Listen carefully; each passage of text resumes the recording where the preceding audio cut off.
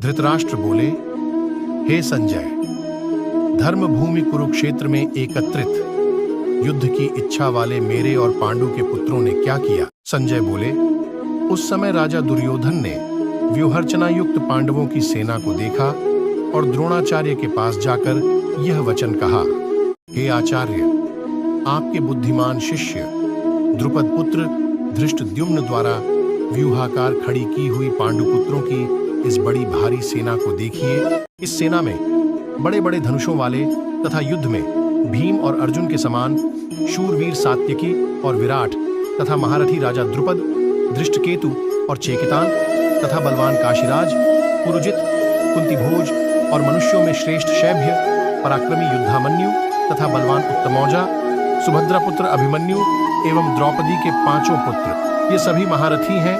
हे ब्राह्मण श्रेष्ठ, आप भी अपने पक्ष के प्रमुख लोगों को समझ लें। जानकारी के लिए मैं आपको मेरी सेना के मुख्य सेनापतियों के बारे में बताता हूँ।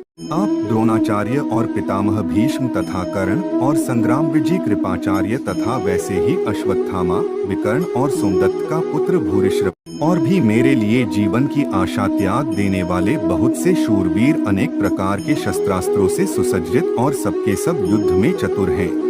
भीष्म पितामह के संरक्षण में हमारी वह सेना सर्वथा अपराजय है और भीमसेन के संरक्षण में ये लोगों की सेना विजय प्राप्त करने में सहज है। इसलिए सब मोर्चों पर अपनी अपनी जगह स्थित रहते हुए आप लोग सभी निसंदेह भीष्म पितामह की ही सब ओर से रक्षा करें। कौरवों के वृद्ध और प्रतापी पितामह भीष्म ने दुर्योधन के हृदय में उत्साह और उत्तेजना जगाते हुए सिंह की गर्जना के समान उच्च स्वर से शंख बजाया। इसके पश्चात शंख, नगाड़े, ढोल, मृदंग और नरसिंगे जैसे सभी वाद्य यंत्र एक साथ बज उठे।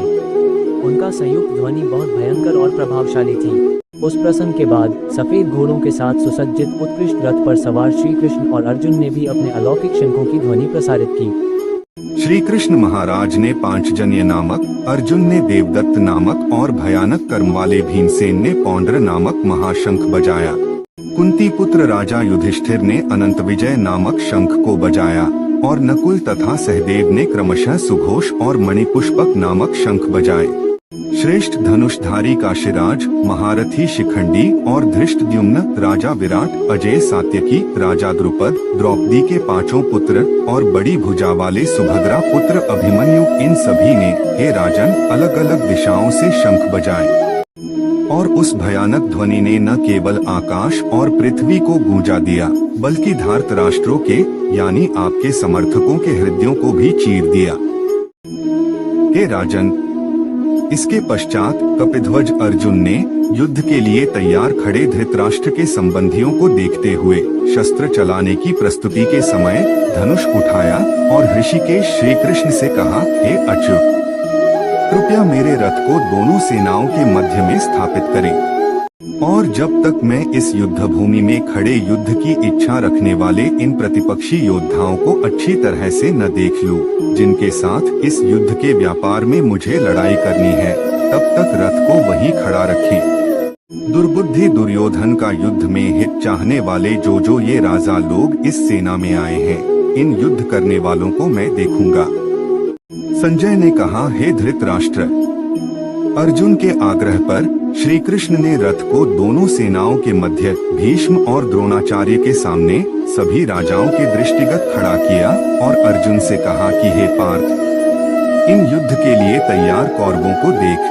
इसके बाद पृथापुत्र अर्जुन ने उन दोनों ही सेनाओं में स्थित ताऊ चाचों को, दादों परदादों को, गुरुओं को, मामाओं को, भाइयों को, पुत्रों को, पौत्रों को तथा मित्रों को, ससुरों को और सुहृदों को भी देखा। उन सभी उपस्थित बंधुओं को देखकर कुंती पुत्र अर्जुन अत्यंत करुणा से भर गए और वे शोक में डूब गए। इस स्थिति में उन्होंने यह वचन कहे।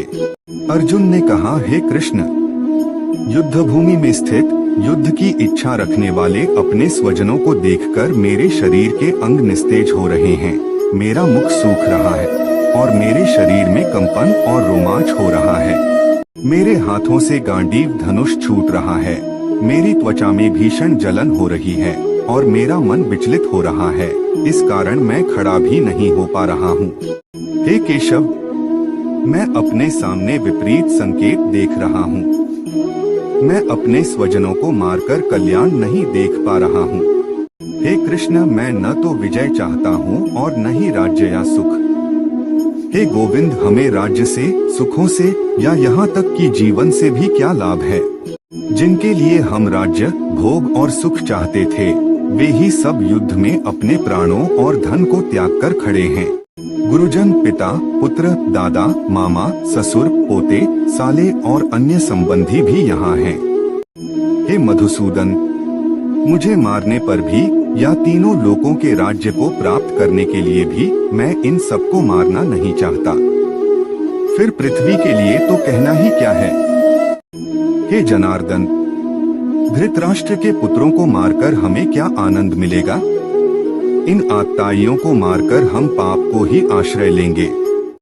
इसलिए हे माधव, हमें अपने स्वजनों धृतराष्ट्र के पुत्रों को मारना उचित नहीं है। हम कैसे सुखी हो सकते हैं अपने ही स्वजनों को मारकर, जबकि ये लोग जो लोभ के कारण अपने विवेक को खो बैठे हैं, वे कुल के विनाश और मित्रों के साथ विश्वासघात के गंभीर पापों को नहीं समझते। फिर भी हे कृष्ण, हम जो इन पापों को पहचानते हैं, हमें इनसे दूर रहने की दिशा में क्यों नहीं सोचना चाहिए। जब कुल का नाश हो जाता है तो कुल के सनातन धर्म भी नष्ट हो जाते हैं, और जब धर्म नष्ट हो जाता है तो पूरा कुल अधर्म में डूब जाता है। हे कृष्ण, जब अधर्म का बोलबाला होता है तो कुल की स्त्रियां दूषित हो जाती हैं, और जब स्त्रियां दूषित होती हैं, हे वार्ष्णेय, तब समाज में वर्णसंकर का जन्म होता है। वर्णसंकर कुल को नष्ट करते हैं, उनके लिए और कुल के लिए नरक ही होता है। ऐसे लोगों के पूर्वज भी पतन को प्राप्त होते हैं, क्योंकि उनके लिए पिंडदान और जलांजलि के क्रिया का नाश हो जाता है। दोषों के कारण जो वर्ण संकर को जन्म देते हैं और कुल को नष्ट करते हैं, उनके कारण सनातन जाति धर्म और कुल धर्म नष्ट हो जाते हैं। हे जनार्दन, मैंने सुना है कि जिन मनुष्यों का कुल धर्म नष्ट हो जाता है, उनका अनिश्चित काल तक नरक में वास होता है।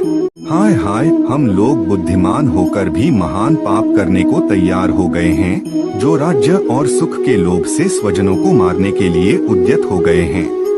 अगर धृतराष्ट्र के पुत्र मुझे, जो कि बिना शस्त्र के हूँ और प्रतिकार नहीं कर रहा हूँ, युद्ध में मार डालें, तो वह मेरे लिए अधिक कल्याणकारक होगा।